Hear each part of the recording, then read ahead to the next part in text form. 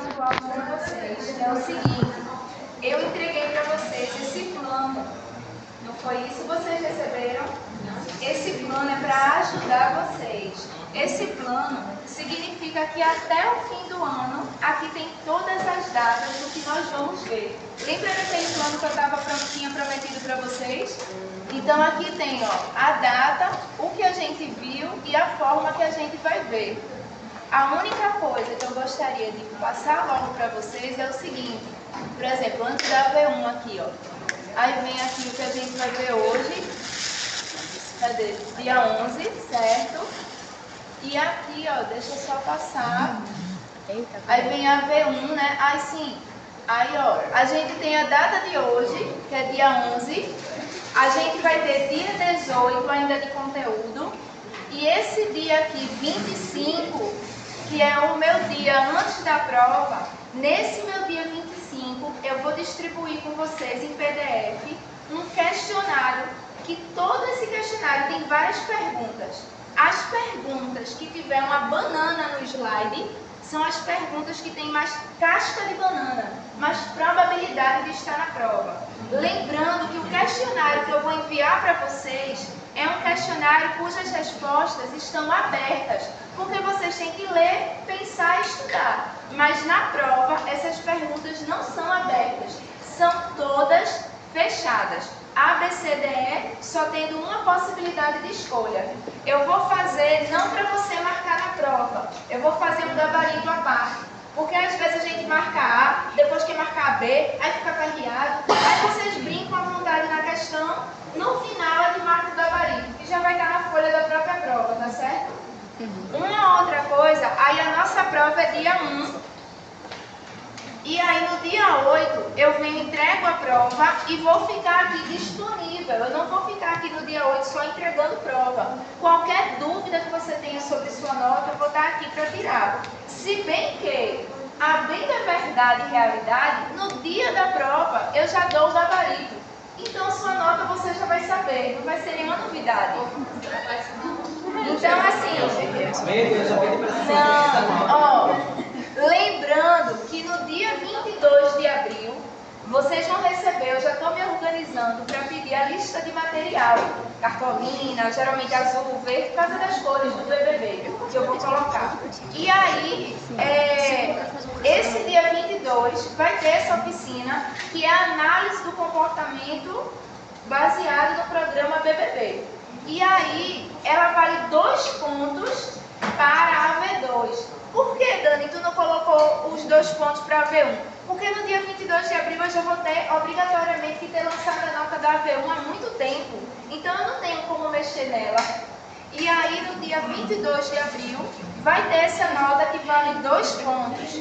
Lembrando que, gente, abril está longe. É um longe perto, né? É um longe perto. Vejam só, eu compartilhei com vocês esse trabalho. Eu sei, ele tem 47 páginas, mas vocês não precisam ler ele todo. Lê só uma parte dele, lê só alguns pontos dele, e ele fala justamente sobre o olhar do verdadorismo radical de Skinner para o BBB.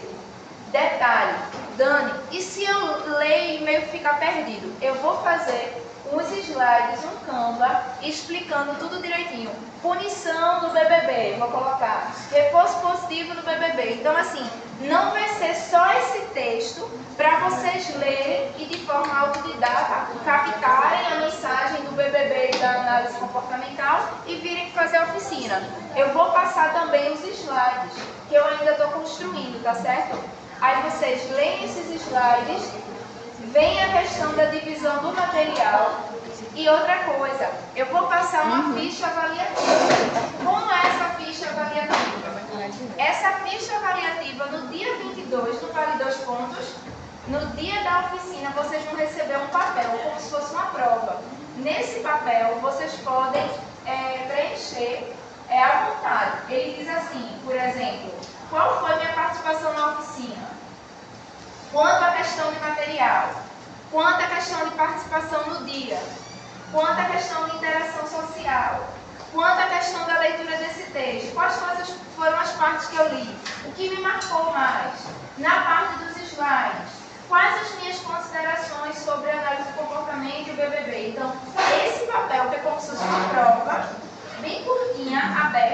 vocês vão me entregar. Os meus 2 pontos vão estar nos meus olhos, observando o comportamento de vocês, mas também vai estar nesse papel. Esse papel que eu vou receber, eu vou guardar ele, e lá na AV2, quando você fizer sua prova, você vai rever esse papel. Eu vou anexar ele e vai ter sua nota mais a pontuação que eu vou ter desse papel. Foi? Eu não lembro se eu estava na exploração de lingual que você não me eu não expliquei. Eu só falei a ideia, não foi, minha gente? Que era a questão da gente analisar o BBB com os conhecimentos da análise do comportamento. Só falei isso. Aí vocês vão ler esse texto, vocês vão colher nele, porque aí vocês já tem uma pessoa analisando isso. Então esse texto já é análise.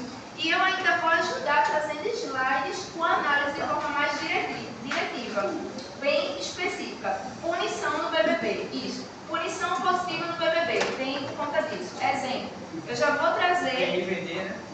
e aí eu vou trazer isso para a gente colocar em cartazes, para a gente, inclusive assim, vou pedir ajuda de vocês com algo que eu não sei bem, eu não sei os participantes do BBB, então se vocês puderem se caracterizar nesse dia, não precisa ser do BBB 24, mas de algum anterior que marcou você, você pode se caracterizar. Eu acho que é o mais icônico. Eu nunca assisti.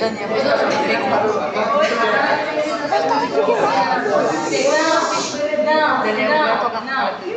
O que vai influenciar é você pelo menos ler uma parte desse texto, é você participar, por exemplo, vai ter uma lista de material, é você me ajudar com a mão de obra, por exemplo, no dia da oficina, eu vou vir aqui bem mais cedo, umas 7 horas eu já estou aqui, para enfeitar a sala mesmo, para colocar. Então assim, eu sou baixinha, eu não tenho força para carregar tanta coisa, então às vezes eu preciso de ajuda para me ajudar, por exemplo, a botar os olhinhos que eu vou fazer. Agora muita coisa, eu vou pegar o material com vocês antes, porque no fim de semana eu vou fazer muita produção em casa.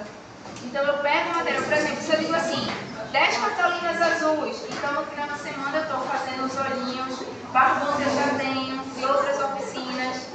Então assim, eu venho na aula, na segunda-feira, eu não venho aqui para a gente cortar material, produzir material, é enfeitar. Os cartazes que eu peço, as cartolinas que eu peço, eu já venho com elas todas escritas, punição, tudinho. Mas se você não tiver lido os slides que eu vou produzir ainda, nem lido pelo menos um pedacinho desse texto, você vai ficar perdido no dia. E quando eu entregar o papel, então, vai ficar mais perdido ainda. Eu vou dizer o quê? Que eu participei como? Que eu sei o que sobre isso. Né? Quando eu disser assim, qual o comportamento que chama mais a sua atenção no BBB? É a punição? É o reforço positivo? É o quê? Aí você não vai saber colocar se você não tiver lido nada, certo assim? E eu vou perceber se você está olhando para o celular no slide e copiando ele no iTru. Eu quero suas palavras naquele papel. Então assim, e ver seu comportamento. E se algum visitante entrar, o que você está... Como é que você vai interagir com ele, como é que você vai tratar, como é que você vai abordar. Isso me interessa bastante. Vale 2 pontos na AV2, tá certo? Então vocês já têm esse texto, vão dando uma olhadinha nele. Tá melhor do que outras turmas que tem um livro. E lembre-se, não precisa ler todo. Se ele tem introdução, conclusão, corre logo para o desenvolvimento dele, ó. Corre logo para essas partes aqui do sumário. Ó. Por exemplo, controle aversivo, comportamento verbal, seleção por consequência. Então você já vai escolher, por exemplo, digamos que você escolha comportamento aversivo. Já vai para o item, ó, 23 a 25, é o quê? São o quê? 3 páginas. Então você lê aquilo ali e diz, poxa, desse texto eu fiquei marcado com comportamento aversivo e eu foquei nesse capítulozinho aqui e peguei alguma coisa. Então não precisa ler essas 47 páginas, mas pega alguma coisa para ler, tá certo? E aí o que acontece? O assunto de hoje é um assunto muito tranquilo. É um assunto que vocês já estão calejados de saber. Eu vou falar algo que vocês já sabem, que vocês vão só memorizar. Porque isso tá, acho que desde o primeiro período, né? Então aqui, ó, quando eu falo, eu esqueci meu piloto hoje, mas eu vou falando sem problema. Então, ó, colocando aí a ata de hoje, e quem não assinou as atas anteriores, tá aqui. Tem uma aluna que tá, aí você assina depois. Tem uma aluna que ela é de outra turma, ela vai precisar viajar a trabalho, tá aqui, aí ela não vai assinar a ata, ela vai assinar a ata que é por fim da outra turma, tá certo? E aí o que acontece? O assunto de hoje tenta ir pegando de esquema que eu vou falando, mas tá bem bonitinho aqui. Eu fiquei até 1 hora procurando cadê cachorrinho desse pra botar nos slides. Mas só tem a ata da outra aula também? Tenho a ata de todas as aulas. De todas as aulas. Porque ontem eu falei também, porque eu fui procurando. Não se preocupe não. Oi? Eu já coloquei, o que é que eu fiz? Eu peguei esse capítulo para ajudar vocês. Oi, amor. Piloto. Eu não enxergo de longe, perdão. É algo que eu vou criar vergonha na cara. É botar o meu óculos. Acho que vai Eu finjo que enxergo. Eu não enxergo. Acho que vai ter uma ver. É isso e ainda tem fotocromopatia. Os três. Eu enxergo melhor no escuro do que no claro. Se você apagar um pouco a luz, eu vou enxergar você bem melhor do que no claro. Estranho, né?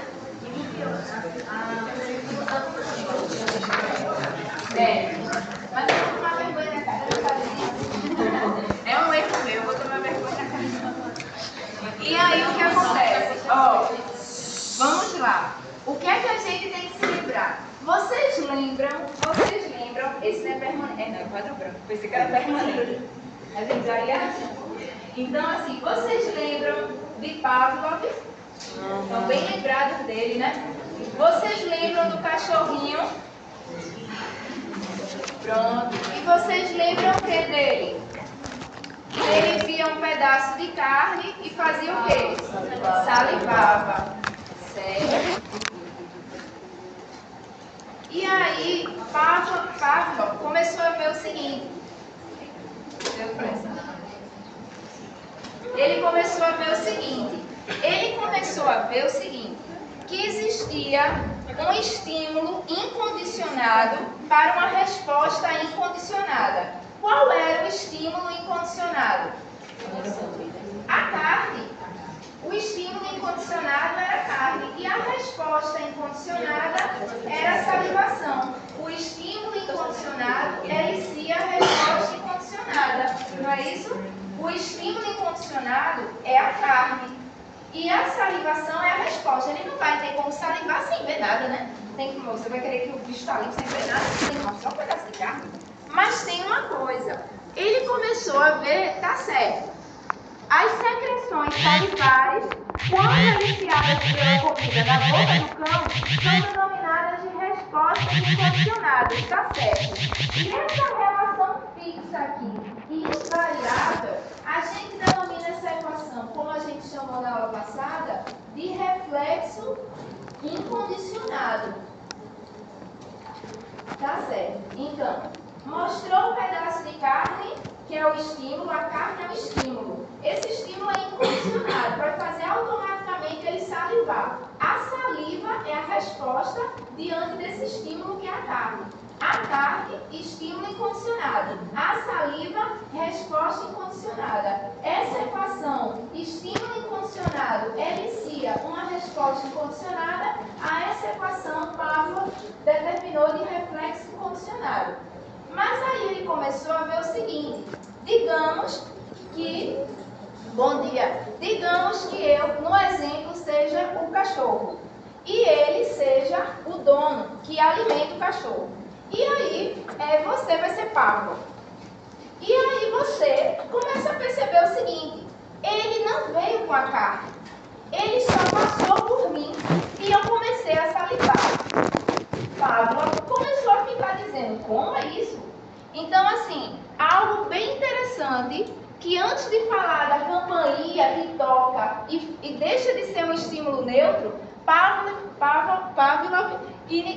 percebeu isso aqui, ó. O que foi que chamou a atenção de Pavlov durante os experimentos iniciais sobre secreção salivar em cães?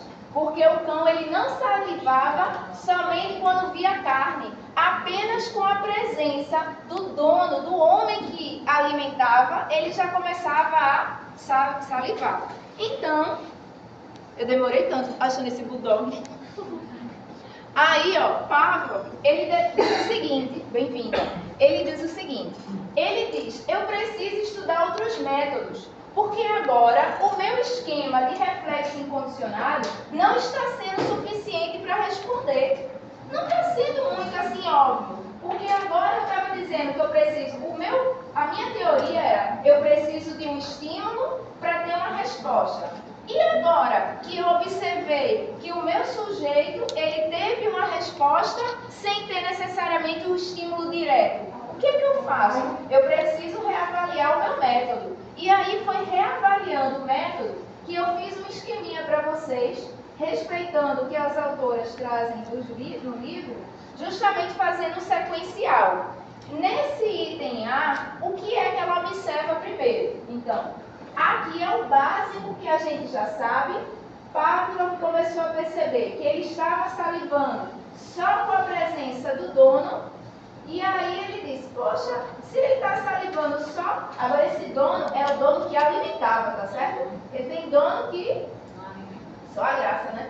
Então, esse dono é o dono que alimentava. Então, ele estava começando a salivar só com a presença do dono que alimentava. Isso gerou dúvidas em Pavlov. E aí ele começou a fazer o seguinte esquema. Ele colocou lá o cachorrinho numa sala, longe de qualquer estímulo variante. Ou seja, ele protegeu esse cachorrinho das variáveis estranhas, outros estímulos visuais, outros sons. Então, esse cachorro aqui, ele estava numa sala, quer dizer só caixa, numa sala, que essa sala, ela estava livre de outros estímulos, ou seja, ele protegeu esse experimento das variáveis estranhas. E ele colocou uma fístula que ele justamente dava para uma sala adjacente. E aí o que acontecia? Essa fístula, ela pegava a saliva, é o tubo que pega a saliva da boca do cão, e ele vai para um outro tubo, outro recipiente que vai medir, né, quanto de saliva vai ter. Aqui está o próprio Pavlov observando, e esse cachorrinho não tem como ver esse sujeito aqui que está observando ele. Esse aqui é que tem. E aí passa o sujeito, o dono, que vai alimentar com um pedaço de carne. Freud explica o tamanho desse cão. E aí o que acontece? Ele está aqui e ele observa o seguinte, agora eu vou observar, sem o cachorro me ver e sem o dono me ver, longe de qualquer variável estranha, o que é que de fato acontece. Então, esse item A, ele coloca assim, o cão portador de uma fístula salivar, que é um tubo que vai recolher a saliva e levar para um frasco que vai calibrar, que vai mensurar, né, quanto de saliva na sala adjacente, ele está numa sala especial que não chega estímulo, longe de qualquer variável estranha. E lá na sala adjacente tem quê? O experimentador, que ele nem é visto pelo cão e nem é visto pelo sujeito que está lá alimentando o cachorro.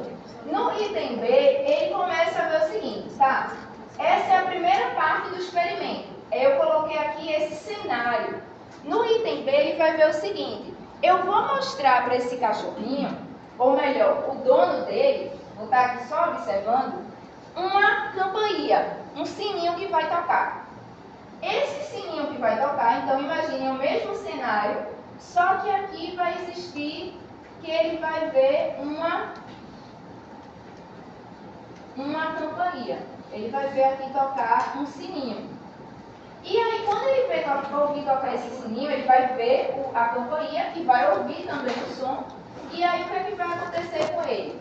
Nada. Ele não vai salivar, não vai sair nada pela fístula, salivar. E Pavlov aqui, ele vai dizer, não está salivando nada. Não estou vendo saliva nenhuma. Ele não vai ver a saliva. Então, ele vai ver o quê? Que esse sininho aqui, que essa campainha aqui, é um estímulo neutro. Então, ó, bora lá. Ele começa a perceber o seguinte. Pavlov, nos seus estudos, ele começa a perceber que a carne faz o cão salivar. A carne é denominada de estímulo incondicionado e a resposta que é a salivação de resposta incondicionada. A essa equação, estímulo incondicionado igual a resposta incondicionada, ele chamou de reflexo condicionado. O cão, nos seus experimentos, começou a salivar sem a presença da carne, apenas com a presença do dono que o alimentava. Logo, ele começou a ver que seu método estava um pouco frágil e ele precisava reavaliar. E aí, as autoras, de forma didática, trouxeram esse esquema, que é justamente Pavlov fazendo seus novos estudos, buscando essas novas relações. Primeiro, ele montou esse cenário. O cão numa sala que ele estava longe de qualquer variável estranha, qualquer outro som, qualquer outro visual diferente, e ele estava aqui com a presença do seu dono que o alimentava e Pavlov aqui do outro lado, numa sala adjacente, o cão aqui com a fístula salivar, esse tubo que vem pegar a saliva e aqui está calibrando a saliva para ele ver quanto de saliva o cão está emanando. E aí, montado esse cenário, ele vai para o item B. Ele coloca um outro estímulo, que se chama estímulo neutro, que é a campainha para tocar. E ele vê que de calibração não tem nada, porque não tem salivação. Lá no item C, ele começa a ver uma outra coisa. Então tá aí a campainha e o cachorro nem tchum. Depois, ele começa a ver a seguinte situação. Ele dá ao cão uma pequena quantidade de comida e o cão vai salivar. Então aqui não tem o sino e ele vai dar comida para o cão. Então tá aqui o cachorro, de novo. Minha gente, esse cachorro, nossa senhora. E aí tá aqui a ração. E aí o cão sim vai salivar. Então, Pavlov, aqui todo feliz, ele vai ver com um tubo aqui calibrando que o cão salivou. Então ele diz, poxa, eu não estava errado. Realmente aquele meu esquema inicial é coerente. Realmente, quando se tem um estímulo incondicionado como a comida, existe uma resposta incondicionada que é a salivação. Então, ainda bem, aquele meu método, minha teoria do reflexo incondicionado não estava errado.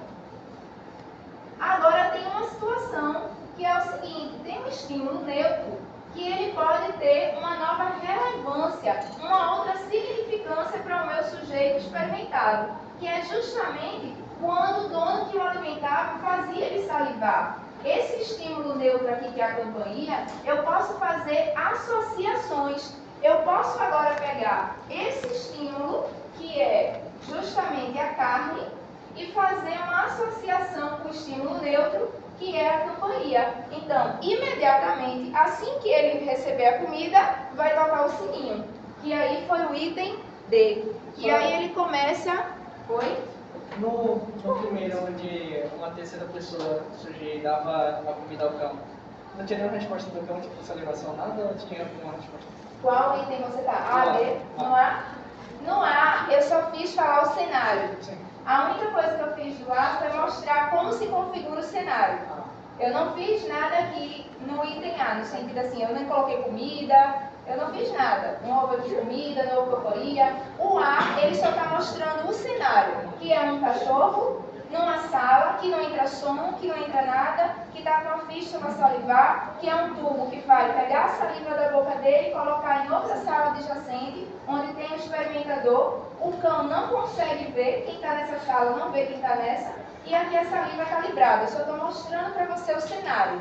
Não fiz nada, só o cenário, para você dizer, é nesse cenário que está acontecendo o experimento. Aí agora começa.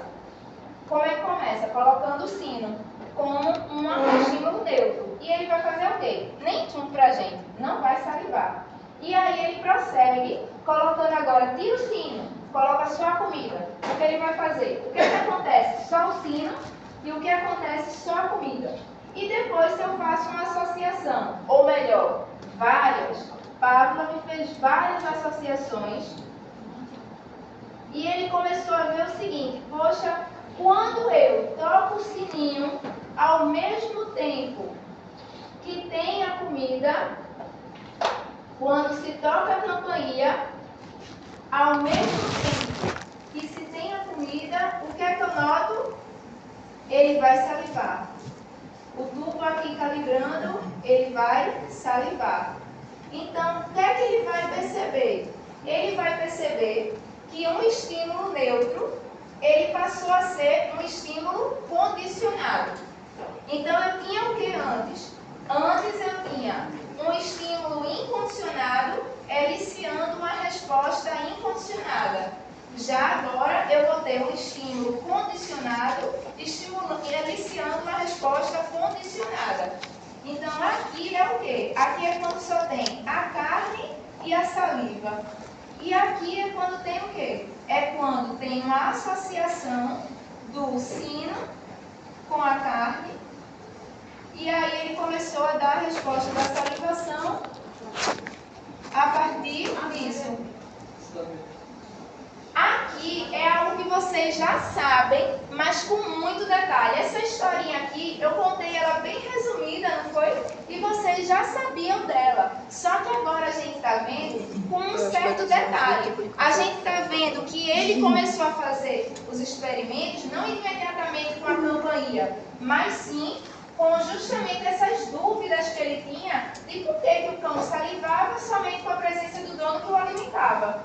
E aqui são desenhos que trazem o que ele foi fazendo cada um. No item E, mostra o cão salivando apenas com o sino, apenas com a campainha. De associar. Isso. Então aqui, ó, não se preocupe pelo esquema super feio, mas está uma gracinha aqui em cada item. Então assim, ó, qual é o item A? O cenário, só o cenário. O item B é justamente mostrando que toca a campainha e ele nem aí pra mim. Depois eu boto a comida e vejo que ele saliva com a comida. Depois eu faço várias associações da campainha ao mesmo tempo que estou dando a comida. E aí, ó, ok, consegui. Agora, apenas ao som da campainha, o cão ele vai salivar. Então, o som da campainha se tornou um estímulo condicionado. Aí foi daí que ele explicou que este dono que o alimentava era agora um estímulo condicionado.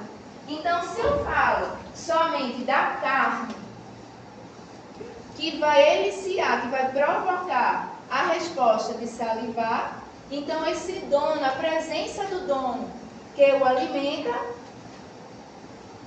também faz o cão salivar. Só que agora os nomes. O nome da carne é um estímulo incondicionado. O nome da saliva é uma resposta incondicionada. O nome do dono que o alimenta é um estímulo condicionado. O nome dessa saliva acaba sendo uma resposta condicionada, porque é direcionado a um estímulo condicionado. Nunca pode ser um estímulo condicionado e uma resposta. Não, não.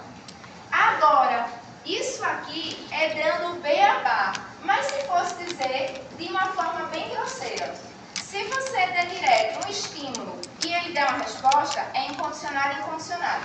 Se tiver algum outro elemento no meio que você associou, vira condicionado e condicionado. Um exemplo, digamos assim, só a presença da prova faz uma pessoa ter uma crise de ansiedade. Só a presença, a prova faz a pessoa ter uma crise de ansiedade. Então aqui é o quê? Um estímulo incondicionado dando a resposta incondicionada. Aí começou a ter o seguinte, essa pessoa que não é besta começou a fazer terapia, começou a aprender algumas técnicas. E aí ela começa a fazer uma técnica de respiração antes do momento da prova. E aí o que é que ela faz? Essa prova, quando ela acontece, ela começou a fazer com as técnicas que ela aprendeu de respiração. E agora ela não tem mais ansiedade. Então, eu posso fazer o quê? Uma associação. A essa associação, eu chamo de estímulo condicionado. A essa resposta, eu chamo de resposta condicionada, que pode ser a mesma ou não. No caso do cão, ambas as respostas foram iguais, que é a salivação. Nesse caso, diferente. Mas é bem simples, tá certo? Mostrou a carne para o seu cachorrinho, ele vai salivar. Teve algum intermediário? Não. Se tiver um intermediário, vira condicionado, se você fizer uma associação. Isso tem muita coisa na vida, né? E aí, ó, são questões que eu coloquei, tanto do gabarito lá, já gabaritada, e que podem estar na prova para vocês completarem, já no ABCDE completada, né? Só marcar o ABCDE. A fase B foi incluída para demonstrar que a presença do som da campainha era um estímulo neutro. A fase C é a demonstração da existência de um reflexo incondicionado, não é isso? Se eu tenho um estímulo incondicionado aliciando a resposta condicionada, eu vou ter o quê? Um reflexo incondicionado. Gente, tem alguém com dúvida? É bem simples, né? Esse assunto, bem simples, né? E aí, qual a finalidade da fase D? Associar o som da campainha com a comida. E na fase E, a fase E é uma fase teste. Precisamente o que foi verificado nessa fase? Que o som da campainha, por si só, já fazia o cão salivar. Ou seja, ele se tornou um estímulo condicionado, um SC. Tá certo? E aqui é com certeza um item que está lá igualzinho na prova, que ele vai dizer o seguinte: tem escrito essa redação para você marcar de que comportamento se remete. Respondente, operante, é o respondente ou clássico pavloviano, né? Que é o procedimento de associar várias vezes um estímulo neutro com um estímulo incondicionado, o qual alicia a resposta incondicionada. E, por sua vez, este estímulo neutro passa a ser um estímulo condicionado e logo vai responder a resposta condicionada. Tá certo? Tá tranquilo mesmo? É algo que você já sabe na trajetória, só virou com nomes, né? Só virou com nomes. Tem alguém com dúvida nisso? Se eu coloco essas imagens na prova, quando alguém fica em silêncio, olha que eu dou castigo à punição de eu repetir tudo de novo, viu? Que eu sou um papagaio. Aí, ó, se eu der essas imagens na prova, vai estar lá. Essas imagens vão estar lá. E lá no ABCDE vai estar uma explicação para essas imagens. Aqui tem duas imagens. E aí a gente precisa ficar atento que tem uma seta que ela está tracejada. E tem uma seta que ela está logo em negrito. Não está tracejada, ela está completa. Essa seta tracejada é, eu estou chegando lá. Eu estou quase aliciando. E aqui eu estou quase provocando. E aqui o que está em negrito significa já está aliciando, já está provocando. Então, na primeira fase, que é a fase chamada condicionamento, então, eu preciso saber que essa primeira imagem se remete à primeira fase e se chama condicionamento. E essa seta tracejada se remete ao SN, que é o meu estímulo neutro. Por que ele está tracejado? Porque a campainha está quase provocando a resposta, mas ainda não está sozinha. E RI é a resposta incondicionada de salivar. SI é a presença na comida. Essa efetivamente alicia a salivação. Na segunda fase, eu tenho um pós-condicionamento, ou seja, o estímulo neutro, que é o som da campainha, se torna um estímulo condicionado e por si só vai dar a resposta condicionada, tá certo? Essas imagens, não se preocupem, porque a gente tem a próxima aula, depois a gente tem mais uma outra aula. Nessa outra aula, eu trago as questões principais para vocês ficarem estudando e depois de uma semana, a prova. Então, a gente tem uma aula, uma outra aula e a prova. Então, essa aula, vocês vão se lembrar de mim na prova, muito. Aqui aqui tem a aula, vou continuar. Aqui nessa aula daqui é que eu trago as questões. Lembrando que eu vou dar aula normal. Essas questões eu só vou lançar o PDF para alguém me ajudar e botar no grupo. Aí essas questões vocês têm uma semana para ficar olhando para elas. Especialmente as que tem a banana. Fica olhando, olhando, depois de uma semana tem a prova. Quando você vier fazer a prova, o que é que tem aqui? As questões. Não. Você já foi minha aluna, sabe que não. Então, assim, a única coisa que eu peço para que vocês não façam, aí, cuidado, a minha fala não é de assustar. A minha sala, ela está sendo muito honesta. Evitem, por mais que vocês puderem, evitem de todas as formas a segunda chamada. Segunda chamada, eu não posso atribuir pontuação extra. Então, a oficina profissionalizante que vocês têm 2 pontos já cai fora. A segunda chamada, vou ser muito sincera com vocês. Todas as questões que eu já coloquei aqui, as questões, eu tenho 4 turmas de experimental. Então, eu já vou ter lançado muitas questões do assunto. São 4 turmas de experimental. Todas as questões que eu sei ali, que eu já vou ter dado, já vai estar distribuída de forma diferente. São 4 provas diferentes. Então, assim, como é que eu vou fazer a segunda chamada? Eu vou fazer a segunda chamada olhando para esse notebook e dizendo, meu Deus, qual é a questão que eu vou criar? Então, eu vou criar uma questão muito diferente das que eu distribuí. Porque eu vou estar tirando leite de pedra. Eu já vou estar criando questão de onde eu já não vou conseguir mais. Eu vou criar aqui questão. Então, eu vou fazer uma questão muito leite de pedra. Então, evitem segunda chamada, que vai ser essa prova que eu vou fazer, muito do leite de pedra. Eu já usei todas as questões, não posso repetir. O que é que eu faço agora? Então, evitem segunda chamada. Evitem o máximo. Volta aí, por favor. Voltar? Tipo, quando tem primeiro a campainha, só a campainha não tem um estímulo... Só a campainha é um estímulo neutro. É. O cachorro escuta o som da campainha e diz que Jossa é isso, quer nem saber, tô nem aí. É um estímulo neutro. Ele não vai salivar quando vem a campainha. Depois de você fazer várias associações, comida, campainha, só ao ver o som da campainha, ele já vai imediatamente começar a salivar. Então por que tem... A campainha... Não, tá tracejado. Tá chegando, tá fazendo estímulo, ele tá fazendo associação. Ele não tá fazendo experimento? Então tá fazendo, ele tá chegando lá. Existe a campainha aqui, como existe aqui, ele tá colocando os dois ao mesmo tempo. Aqui ele não virou, porque não é uma coisa feita assim, da noite pro dia. Não é um interruptor.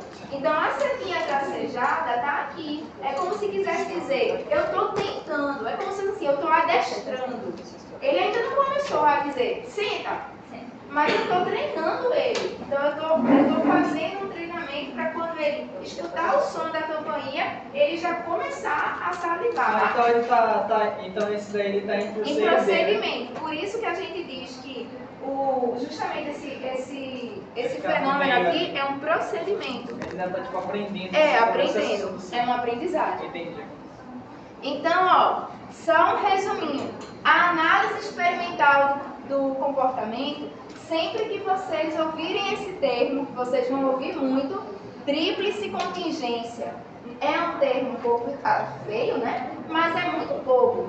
Se vocês ouvirem tríplice contingência, é um termo muito pouco. Significa que eu estou juntando 3 coisas. Quais são elas? O estímulo antecedente, a própria resposta, que é o comportamento, obrigada, e o estímulo consequente.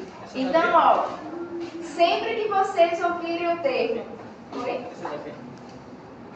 Não, essa não. Aí, essa é de hoje daqui. Aí, o que acontece? Sempre que vocês verem essa nova fórmula, que é o estímulo antecedente, elicia uma resposta que, por sua vez, vai eliciar um estímulo consequente, que é esse que tem um R mais em cima. Foi muito. Então, assim, ó, o que é que eu gostaria que vocês gravassem no coração? A análise experimental do comportamento utiliza muito um termo. Qual Qual é esse termo? Tríplice contingência. Esse termo ele parece meio feioso, mas significa uma coisa muito simples. Significa, ó, tríplice, 3, significa que eu vou analisar três aspectos. Quais são? Os estímulos antecedentes, a própria resposta e os estímulos consequentes. Por isso, esta fórmula. Então, o que é que vai encontrar-se aqui? A gente vai iniciar os comportamentos operantes, que são aqueles estimulados por quem? Eles têm o controle dos estímulos consequentes. Então, agora, ó, isso aqui, tudinho, vai ficando um pouquinho para trás e a gente vai vendo um outro aspecto. Que pena que eu esqueci minha bolsinha. Então, ó. Sora, professora Antônia Neca, te só uma última dúvida, rapidinho. Sobre Pode perguntar. essa questão da item. Ele é demais. O D, ele já é no concreto. Toda vez que o cachorro ele vê o sino, ele já saliva. Só que quando está tracejado é antes disso, quando ele está adestrando ainda. O D é isso mesmo. Então, ó, aqui a gente vai começar a entrar, não nessa parte, essa parte daqui ela já foi, e agora a gente vai precisar abrir nosso coração para o comportamento, os relacionamentos. Oi, amor? Desculpa. Professora, Oi? Mande um momento que tocava Como aí, a campanha. O dono do cachorro, ele que tocava. É, Ele estava lá dentro. Ele estava. Sim. E aí o que acontece? O condicionamento, se bem que se você for estudar os textos traduzidos, você vai ver que isso veio de vários experimentos, com todos sem E aí, ó, o condicionamento operante. Então eu gostaria que vocês gravassem o seguinte no coração agora. Eu vou ter um estímulo que ele é antecedente, que vai eliciar uma resposta, que por sua vez vai eliciar um estímulo consequente. E aí, o comportamento operante, ele é controlado pelos estímulos consequentes. Aí, o que é que a gente vai ver? Vê só, eu preciso prestar atenção em dois itens. O primeiro item é o efeito produzido. Eu quero saber se esse estímulo consequente, ele aumenta a resposta, a frequência dela, ou se ele diminui a resposta. É isso que esse item A está trazendo. E a letra B é o seguinte, o item B ele diz o seguinte, eu preciso saber se esse estímulo consequente, se ele realmente ocorre, não ocorre ou é retirado. Ele ocorre, ele não ocorre ou é retirado. Eu estou colocando retirado porque eu ainda não expliquei, é o próximo assunto, extinção de resposta. Mas a nomenclatura mais correta é extinção de resposta e não retirado. Mas retirado ainda cabe para a gente. Então, aqui, ó, são esses dois itens. O A, eu preciso saber qual é o efeito produzido pelo estímulo. Se ele aumenta ou diminui a frequência de R e o que ocorre com o S consequente. Apresenta o S, não apresenta ou retira. Dani, dá um exemplo. Ele fala que ele tem uma necessidade da combinação do item A e B, que por sua vez vai remeter a reforço positivo, punição negativa, reforço negativo. Mas o importante é você ver o seguinte, digamos que aqui a gente tem a presença de um professor. Então, esse estímulo antecedente, imagine que é a presença de um professor. E aí a resposta, digamos que seja fazer perguntas. Digamos que esse professor, ele responda, busque fazer, nos limites dele, de qualquer ser humano, responder e contribuir com alguma coisa. Então ele busca fazer, eu não gosto muito dessa palavra esclarecimento, que a autora coloca, eu vou colocar contribuições, que eu prefiro. Eu vou colocar aqui contribuições. Então aqui, ó. Então, eu tenho a presença do professor, tenho a resposta resposta, fazer perguntas e como estímulo consequente contribuições. Poxa, eu fiz perguntas e o professor pode contribuir. Então, eu vou ter o quê? Eu vou ter esse estímulo consequente, ele foi positivo.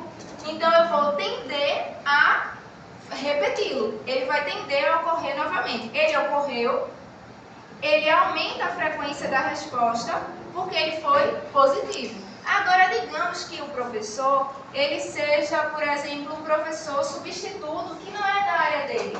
Um professor, por exemplo, uma vez eu substituí uma professora que estava de licença maternidade e a disciplina dela não era da minha área. Eu tentei fazer meu melhor, mas desde então não era a minha área. E o pessoal dizia, poxa, eu sinto saudade da minha professora, mas a gente gosta de você também, não tá certo? Aí eles evitavam fazer perguntas e geralmente a gente fazia roda de diálogo, era o curso de serviço social.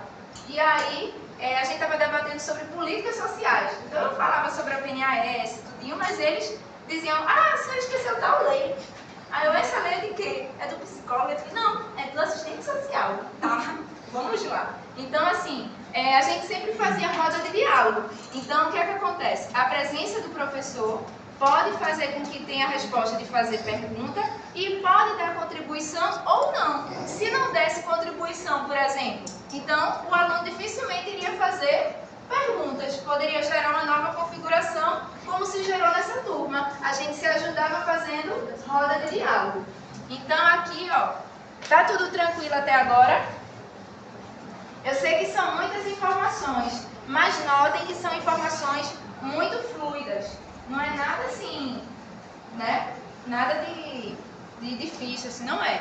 Então, assim, ó, o procedimento de reforçamento positivo é o quê? Reforçamento é reforçar. Quando eu digo assim, ó, você não vai somente ter aula na escola. Filho, você vai ter uma professora de reforço. Ela vai dar essa força para você, positiva, né? Então, assim, reforço significa aumento da frequência da resposta. E o positivo é que a resposta realmente ela vai logo imediatamente ter uma apresentação do estímulo consequente, que é aquele apresentado por um R+. O exemplo que eu coloquei aqui agora, ó, presença de professor, faz pergunta, aqui eu coloquei igual no texto. A apresentação do esclarecimento na aula expositiva sobre o assunto é o próprio reforço positivo. Alguém tem dúvida até agora? Mande. No item B, no caso, seria a frequência que a resposta vai ocorrer? Não, no item A é se aumenta a frequência ou não. E no item B seria se o estímulo consequente ele vai acontecer, não aconteceu, ser retirado. Por exemplo, o professor está presente. Eu fiz pergunta e esse professor me tratou mal, eu não gostei. Eu não vou fazer mais pergunta para aquele professor. Então foi retirado. Ou, por exemplo, aquele professor está presente, eu fiz pergunta, mas ele não soube me responder. Então, teve um estímulo, eu posso ter um estímulo para fazer outra pergunta, mas dificilmente ele vai se repetir, não ocorrer, porque eu não tive uma resposta. Agora, se tem a presença do professor, eu faço pergunta e eu fico feliz com as contribuições dele, provavelmente o estímulo consequente ele vai se repetir. Então, o condicionamento é essa repetição desse estímulo consequente. Vai se repetir ou não? Eu não estou lembrada, foi um exemplo bem engraçado que o professor na minha época deu, foi alguma coisa de primeiro beijo, alguma coisa assim, faz muitos anos. Eu acho que eu estava cursando essa disciplina em 2009, por aí. Ele falou assim, que existia a presença do namorado e aí houve como resposta ter um beijo e aí ele disse que o beijo tinha bafo de onça, alguma coisa assim. Aí não se repetiu. Aí, se o beijo foi bom, o estímulo consequente se repetiria. Se o beijo não fosse bom, não se repetiria. Ele falou alguma coisa desse tipo na minha época, faz muito tempo. Mas assim, é só para você gravar que o item B é sobre o estímulo consequente. Se ele vai se repetir ou não. É sobre a repetição dele. É sobre o condicionamento dele. Aqui esse item A é sobre a frequência da resposta. é a frequência de R. O item A é a frequência da resposta. O item B é se o estímulo consequente vai se repetir ou não. E isso depende da resposta. Se a resposta foi boa, provavelmente repete. Se a resposta não foi neutra, não vai acontecer de novo. Se a resposta foi ruim, dificilmente acontece. É a mesma coisa de você imaginar. O ratinho está lá, tocando na barra, e toda vez que ele toca na barra, ele vai levar um choque. Ele não tende a repetir aquele comportamento de mexer na barra. Mas se ele vê que mexe na barra e toda vez cai água, um jato d'água e ele bebe água, ele vai toda vez que tem sede, principalmente na privação, mexer na barra. Então, olá, tudo bem? Seja bem-vindo. Aí, reforçamento positivo é o seguinte. É um procedimento. Eu olho para você, só vejo agora o inglês. Eu olho para você, só vejo o inglês agora. Então, reforçamento positivo é um procedimento em que há a apresentação de um estímulo consequente, que é o reforço positivo, imediatamente após uma resposta. Dani, tem que ser imediatamente? Porque se não for imediatamente, vai ser um estímulo que ele vai ser como se fosse assim, intruso. Ele vai ser um estímulo chamado de acidental, certo? Até agora está tranquilo? E aí, o que é o reforço positivo? Notem que tem diferença. Cuidado para não se confundir na prova. Cuidado para não marcar a resposta de reforço positivo em reforçamento positivo. Eu vou dar um bizu. Quando eu disser reforçamento positivo, a resposta é procedimento, em que há a apresentação de um estímulo consequente. Quando eu disser reforçamento, significa que é um procedimento em que há a apresentação de um estímulo consequente imediatamente após uma resposta. E o reforço, gratidão. E o reforço é o próprio estímulo. Reforço positivo é o próprio estímulo consequente. Já o reforçamento é esse procedimento. Reforçamento positivo é esse procedimento em que essa resposta aumentou a frequência e esse estímulo consequente aconteceu. Já o reforço é só o estímulo. Dani, aqui nesse exemplo do professor, qual é a alternativa para o procedimento? O procedimento é: o professor estava presente, que caracteriza o estímulo antecedente. Houve uma resposta ou o próprio comportamento de fazer perguntas. E como o estímulo consequente aconteceu, o professor respondeu, contribuiu, aumentou a frequência de resposta. E isso aqui virou um condicionamento. Existe chance de se repetir. Então, tudo isso que eu falei é o procedimento, é o reforçamento positivo. E se eu pergunto somente o que é o reforço positivo, o professor contribuiu. O reforço positivo é só esse, é o próprio estímulo consequente. O que é reforço positivo? É o estímulo consequente. O que é reforçamento positivo? É todo o procedimento, tá certo? Mas se der o branco na prova, se eu pergunto reforçamento, a alternativa correta é aquela que tem o nome procedimento. Reforçamento, procedimento e reforço é só o estímulo consequente. O bizu, ele serve na hora do aperreio. E aí o que acontece? O reforço positivo, ele deve ser apresentado imediatamente após a resposta que se deseja, aquilo que eu falei. Caso contrário, ele vira um reforço acidental, né? Por exemplo, assim, existem muitos alunos que têm assim, por exemplo, a presença do professor estimula a fazer perguntas, mas digamos que eu esteja aqui e não esteja com coragem de perguntar.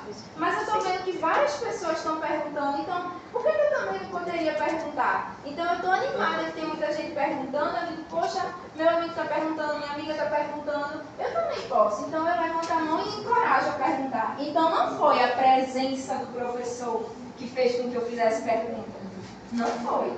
Então, se demora muito a dar a resposta, se demora muito a iniciar a resposta, pode existir aqui uma resposta que seja o quê? Acidental, um reforçamento acidental. Então, aqui, se demorar muito, cuidado. Se demora muito a dar a resposta, pode ter um reforçamento acidental. Aquele que é provocado por outras respostas, por outros estímulos. Como, por exemplo, não foi a presença do professor que fez eu fazer pergunta, foi as minhas amigas ali fazendo pergunta e fez com que eu tomasse coragem e também me senti capaz de fazer alguma pergunta.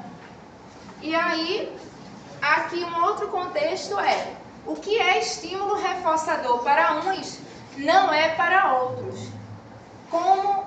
Isso faz com que se deva escolher o reforçador adequado para cada sujeito. Por exemplo, às vezes um reforçador é a presença do professor presencial. Para outros seria a presença do professor virtual. Bom dia. Ai, bom dia, obrigada. Aí seria a presença do professor virtual. Às vezes a presença do professor virtual deixa uma pessoa meio perdida ele ali na tela, né? A pessoa precisa da presença, aprende melhor com a presença, interage melhor com a presença. O que eu quero dizer é que o reforço ele é diferente para cada um e ainda por cima, quando ele, na privação, ele dá ajuda para que a resposta aconteça, por exemplo, o ratinho lá privado de água tem mais chance de responder, de apertar a barra do que sem.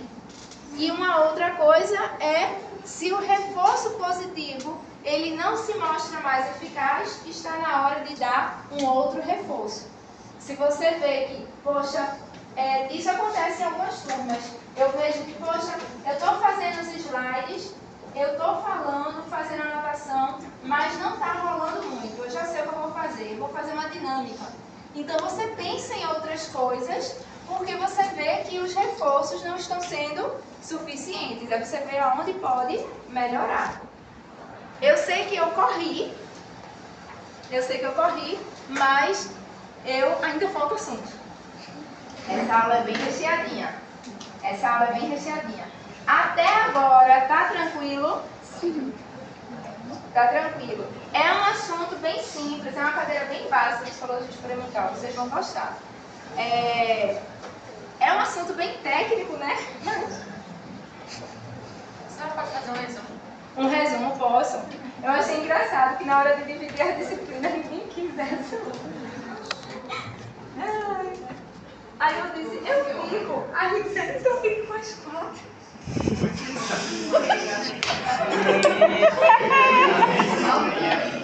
Ninguém quis.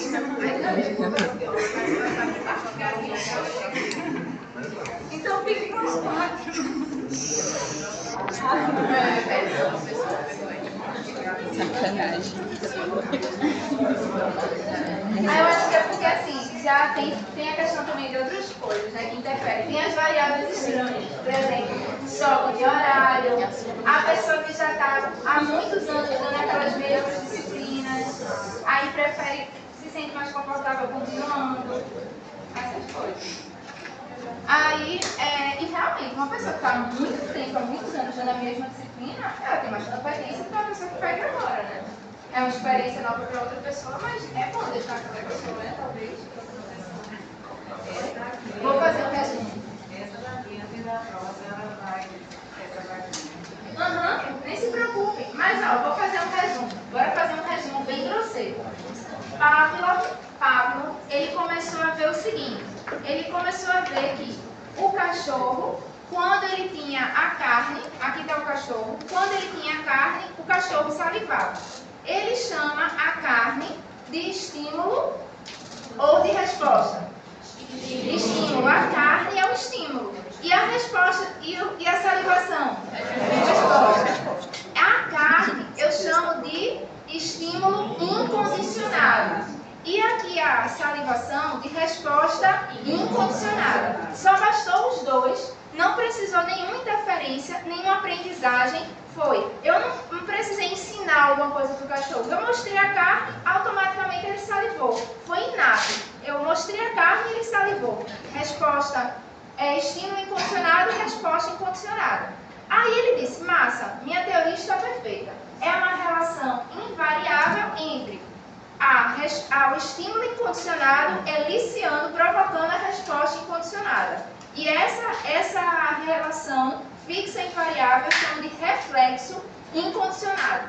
Mas aí ele apanhou da natureza da vida, vendo que quando o cachorro também via o dono, Eu já esqueci quem é o cachorro, quem é a saliva, mas tudo bem. Acho que era assim, né? Pronto. Então, quando ele via o dono, o cachorro também salivava. Aí ele via, poxa, e agora? O que é que eu faço? Porque eu estava dizendo que era uma coisa inata, que era uma coisa que precisou só ver a carne, automaticamente ele salivou. Como é que eu explico isso agora? Eu não mostrei a carne. O cachorro, ele viu o dono que alimentava e começou a salivar. O que é que eu faço agora? Aí ele começou a fazer novos experimentos. Como foram esses novos experimentos? Ele tinha que fazer do mesmo jeito que Skinner a caixa, que Thorndike teve que fazer com os gatinhos também na caixa. Então, ele pegou o Pavlov e fez o quê? Com os cachorrinhos. Uma sala neutra, que não entrava nenhuma variável estranha. Não entrava outro som, outro ruído, nada. Estava lá o cachorro, nessa sala neutra, e ele estava numa sala próxima. No cachorro tinha uma fístula, um tubo, que dava para ele ver a saliva. Ele não tinha que mensurar quanto de saliva tinha, que dava para outra sala, para ele ver, calibrar ali quanto de saliva deu. E aí ele começou a ver o seguinte, tá, montei minha sala de experimento. Agora eu vou mostrar o som de uma campainha. Tim, tim, tim, tim, tim, tim. O cachorro nem não salivou. Então ele chama a essa apresentação de estímulo neutro. Depois ele começa a dizer, poxa, eu vou agora ver se o que eu pensava anteriormente dava certo. Vou mostrar a comida. De fato, é verdade aquela lei que eu falei. A carne, que é o estímulo incondicionado, elicia a resposta incondicionada. De fato, essa relação fixa e variável é o reflexo incondicionado. Não estava errado, mas tem uma coisa a mais. Ou seja, ele percebeu que não estava errado, mas tinha algo a mais. Ele começou, então, a fazer associações. Toma comida para o cachorro ao mesmo tempo que escuta a campainha. Comida ao mesmo tempo que escuta a campainha. Então, ele começou a associar. Demorou um pouquinho, não foi rápido. Aí, depois de várias e várias associações, o cachorro só bastava ouvir o som da campainha que ele começava a salivar. Ou seja, ele começou a ver que um estímulo que era neutro poderia virar um estímulo condicionado. Aí ele disse que esse estímulo condicionado dava a resposta condicionada. Aí ele começou a ver que mudou. Aí, depois de um tempo, a gente também começa a perceber que um estímulo antecedente, ele vai iniciar uma resposta que, por sua vez, ela pode iniciar um estímulo consequente. Aí, e foi Skinner que percebeu isso, baseado nos estudos de Pavlov. Aí ele começa a perceber o Skinner, baseado com os estudos de Pavlov, muitos continuam colocando ele como inimigos, na verdade, o Skinner foi Skinner pelos estudos de Thorndike e de Pavlov. Aí ele começa a ver assim, e vice-versa, né? Que ele começa a ver assim, poxa, então, se, por exemplo, eu não vou parar aqui, estímulo, o Pavlov, ele ficou estímulo incondicionado, resposta incondicionada. Aí ele evoluiu para estímulo condicionado, resposta condicionada, certo? Aí ele pegou e começou a ver, poxa, uma resposta, o Skinner começou a ver, amigo, uma resposta também pode iniciar um novo estímulo, que eu vou chamar de estímulo consequente. Então, Pavlov começou a perceber estímulo incondicionado, resposta incondicionada. E eu chamo isso aqui de quê? De reflexo incondicionado. E ele também começou a evoluir com a história da campainha, do sininho, mostrando que o estímulo neutro vira um estímulo condicionado, que por sua vez elicia uma resposta condicionada. E o Skinner disse, amigo, uma resposta também pode eliciar um outro estímulo. E esse outro estímulo pode acontecer várias coisas com ele. Ele pode depender da resposta, continuar acontecendo mais vezes, deixar de acontecer. Por exemplo, imagine que todas as vezes que eu tenho, por exemplo, eu noto, por exemplo, deixa eu me lembrar, um exemplo da minha vida. Eu tinha um costume, quando eu era muito criança, acho que eu tinha uns 4 anos de idade, eu ficava muito debaixo do birô da professora. Aí a professora fazia assim, carneirinho, carneirinho, sai daí de baixo. E eu não queria sair de jeito nenhum. Eu tinha o cabelo cacheado bem grandão assim na época, eu ficava lá de baixo. Era uns 4, 5, 6 anos. Eu tinha esse costume, eu não queria sair dali de baixo. Mas quando eu vi a presença da coordenadora, pode ter certeza que eu saía para minha cadeirinha, eu me sentava bonitinho. Então, assim, o que é que eu tinha como estímulo? A presença da coordenadora. Qual é a minha resposta? Sair imediatamente e me sentar. E isso acontecia sempre? Sim. Mas então eu posso dizer que era positivo, não era agradável. Mas era positivo. Então, isso aqui iniciava um outro estímulo. Qual seria esse outro estímulo? Eu já ia fazer o quê? Eu já ia interagir com as outras crianças, tudo, mas era uma dificuldade para fazer isso. Então, assim, aqui, o que é que acontece? Foi um resumo muito básico para a gente começar a evoluir para isso aqui. Isso aqui é o quê? Essa resposta, esse novo estímulo, que eu falei tão pouco dele, ele pode ter um reforçador positivo. O que é esse estímulo de reforçador positivo? É todo estímulo apresentado imediatamente após uma resposta e que aumenta a frequência dessa resposta. Dani, dá um exemplo muito bobo que está lá no livro. Você, por exemplo, vou incrementar o do livro. Você tem, por exemplo, você vai fazer uma prova, tira uma nota boa, você estuda muito, você estudou muito, você pegou aquele questionário do outro dia, da semana anterior da prova, ficou com ele a final de semana todinho. Você ficou olhando para ele, falando com ele, você e o questionário, você estudou de verdade. E você tirou 10 na prova. E aí você vai ter o estímulo de fazer o quê? Estudar para a próxima prova também da mesma forma. Então, essa nota boa foi um reforçador positivo. Digamos que você ficou olhando assim e disse, que saco esse negócio do BBB. Aí me ajudou aqui a cortar. Estou aqui cortando. Misericórdia. Me ajudou a botar tudinho. Quando chegou lá na V2, você diz, que prova chata. Ufa, mas eu já tenho meus 2 pontos garantidos. Então, se eu tirar 6, eu estou com 8. Então, assim, é um reforçador positivo. São exemplos. A senhora dá gabarito, já pode ser positivo ou negativo, né?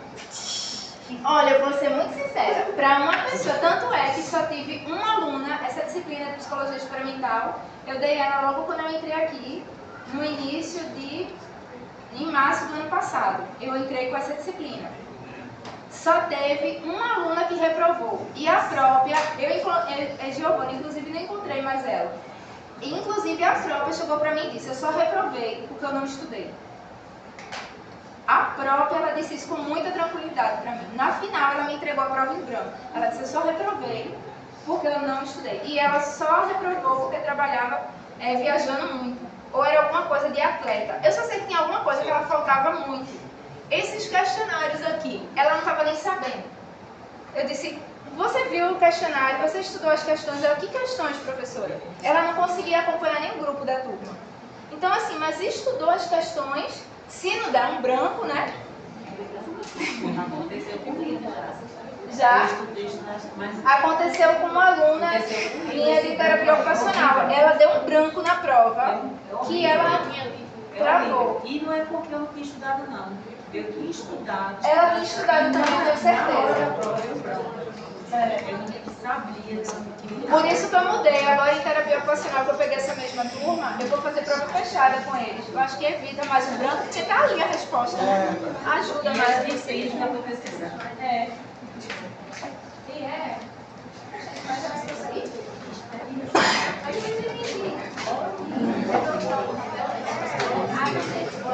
Sara vai perguntar a ela qual a questão. Poxa, eu não consigo mais controlar. É instintivo dela. Ah, essa daí é.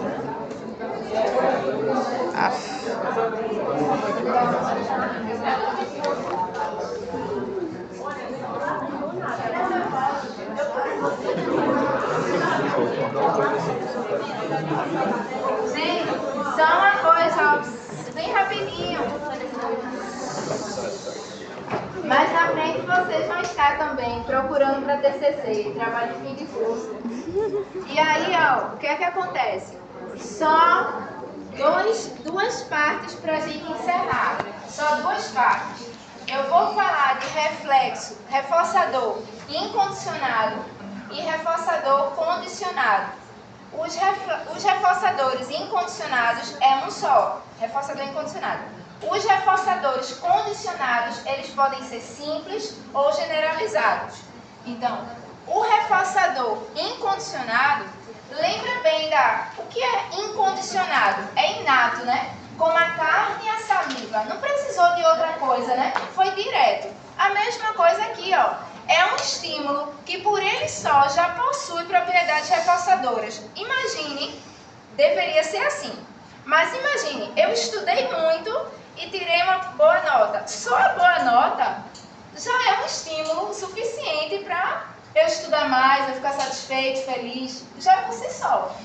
Então, assim, é diferente daqueles pais que dizem assim, olha, você vai passar de ano e você vai ganhar uma viagem à Disney. Eu nunca vi isso. É passe que você é bolsista. Passe que você estuda aqui porque você é bolsista do Daniel. Aí eu, tá certo, tá certo. Então, assim, era aquela coisa. Se mediante a privação de água de 24 horas, olha o rato ali na água, a apresentação da água imediatamente após a barra, ele pressionar a barra, então atua como reforçador incondicionado. Então, ó, se tá aqui o rato. Senhora, Oi? esse experimento de claudiamento tem uns vídeos sobre isso. Se você quiser, só pode pedir a ela também. Ela me deu. Só que acontece que vocês notam que já vai dar 10 horas. Se eu ficar passando vídeo na minha aula, eu não vou conseguir. Então eu tenho os vídeos, mas eu evito passar. O que é que eu vou fazer? Eu vou mandar os vídeos no grupo para que vocês possam assistir. Porque se eu ficar na minha aula passando o vídeo, eu não vou conseguir dar o assunto. Essa é a real do tempo. Então eu compartilho os vídeos que eu tenho no Zap, no grupo do Zap. E confio que vocês, dentro do tempo de vocês, assistam. Eu evito passar vídeo em sala, então eu acho que toma muito tempo. Quando eu preciso passar um vídeo, eu boto no grupo e digo, minha gente, assistam. E na aula que vem eu começo falando sobre o vídeo. Eu tento evitar ao máximo usar vídeo em sala. Consome muito tempo da aula. Então, assim, ó. Aí aqui, cadê o rato? O rato estava privado de água. O rato estava privado de água. E aí ele aperta a barra. Quando ele aperta a barra, o que é que acontece? Ele recebe o jato de água.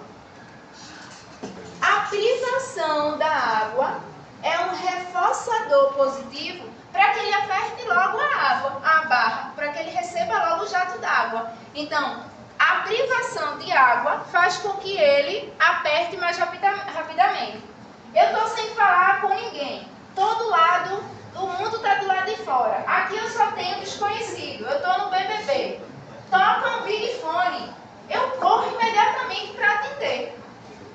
A privação do contato com o mundo externo faz com que qualquer outro contato que me permita ter, talvez com outra pessoa ou com algum benefício que eu possa ter, sei que pode vir alguma notícia ruim, mas geralmente pode ser, né, boa. Então eu estou condicionada a correr para atender logo ali, chegando até, como foi no caso, congestionar, né?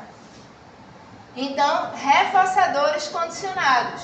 Reforçadores condicionados, por sua vez, é um estímulo que adquire uma propriedade mediante outros reforçadores. Não é mais como a carne apresentada para o cachorrinho salivando. Por exemplo, aqui ele tem assim, eu não vou dar esse exemplo, eu vou dar um outro exemplo que eu acho que vocês já passaram por isso. Ou aquele, como é o nome? Ou é o McDonald's, ou aquele outro amigo do McDonald's, qual é? Burger King. Ele não tem um negocinho que você vai, não sei se ainda existe, minha gente, mas que você vai fazendo um pedido, ela vai marcando X. Aí se você cumpre aquela tabelinha e mostra, aí tinha uma promoção de graça, no próximo, ainda existe isso? Porque agora não sai. Você vai para os pontos, não você a possibilidade de pegar uma coisa de graça. Agora não sai. Bem, eu tô com uma fantasia, então tem um... Aqui embaixo tem, no café. No café, pronto. Não tem aquele negocinho de cartão fidelidade, né? Aí você tem umas bolinhas lá. Aí você compra, aí marca uma bolinha. Compra, marca uma bolinha. Se você mostra o cartão cheio, aí você ganhou aquilo ali, né? Ganhou, digamos, o bônus de graça. Isso aqui tem no sorvete, que tem lá no Shopping Pátio. Ainda isso aí mesmo. Então, ó, a chance, muito obrigada, é o cartão fidelidade. Então, ó, aqui ele dá o exemplo, o aluno entrega o seu exercício. Digamos que eu passasse essas questões para vocês me entregarem. E aí eu fizesse um cartão fidelidade. É até uma dica para ver se eu faço isso na próxima disciplina. Um cartão fidelidade. Cada aluno tem um cartão fidelidade. Será que eles iam gostar? Eu acho que não, é melhor não. Acho que essa ideia não é... Aí eu pego esse cartão fidelidade, toda vez que o aluno me entrega o questionário em dia, eu marcava. Quando chegasse na prova, ele, professora, hoje é o dia da sua prova, tá aqui. Eu tenho o meu cartão todo marcado. Você já tem meio ponto a mais na prova. Então eu poderia fazer isso. Então, o que é que acontece? Isso aí é um reforçador condicionado simples. Você, ao marcar, você ainda tem um outro reforçador que você vai ganhar posteriormente aquele meio ponto no final da prova. Mas ele também pode ser generalizado, ou seja, ter a ver ainda com outros reforçadores. Digamos que, imagine que ao invés da nota, você fosse ganhar dinheiro. Aí o dinheiro já remete a outros estímulos. Digamos que você está querendo muito fazer uma viagem. Muito. E aí esse cartão que você preencheu com as questões, você pensa no dinheiro, mas o dinheiro não é o reforço do dinheiro. Você já pensa na viagem, você já pensa em uma outra coisa. Então, que já remete a um outro estímulo. O estímulo, na verdade, é a viagem. Mas o que você vai receber é o dinheiro. Então, está associado vários estímulos. Então, a isso a gente dá o nome de reforçador condicionado generalizado. Então, por exemplo, a apresentação de dinheiro após um dado comportamento pode estar associada à apresentação de alimentos, de roupas novas, de entrada de cinema e outros reforçadores. Já o da nota é um reforçador simples, porque você pode querer a viagem, querer tantas outras coisas, mas você sabe que só vai ter um único reforçador. Você vai ganhar o meio ponto da nota. É um reforçador simples, só tem aquilo ali. Mas se você ganha dinheiro, aí você sabe que é um reforçador generalizado, que ele pode se multiplicar para inúmeras outras coisas. Gente, eu sei que eu dei uma carga de conteúdo mais extensa hoje, mas eu juntei os conteúdos mais simples para poder conseguir acompanhar, né, o cronograma da gente, certo? A nossa próxima aula é sobre extinção de resposta, não é isso? E aí, acredito que é isso, extinção de resposta. E depois vai ter ainda mais uma aula. E depois é a nossa prova.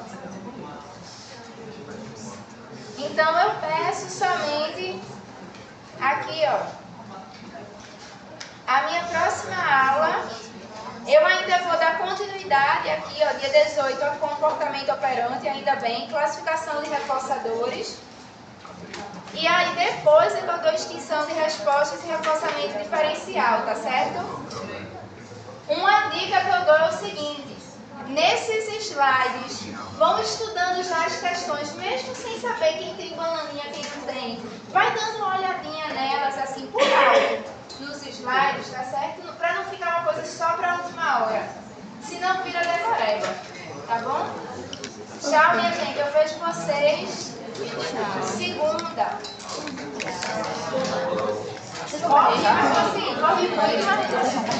Corri muito, mas deu. Eu acho que eu com vergonha de perguntar um negócio. Não sou eu não, mulher, é Sara. Pronto, isso daqui. Manda.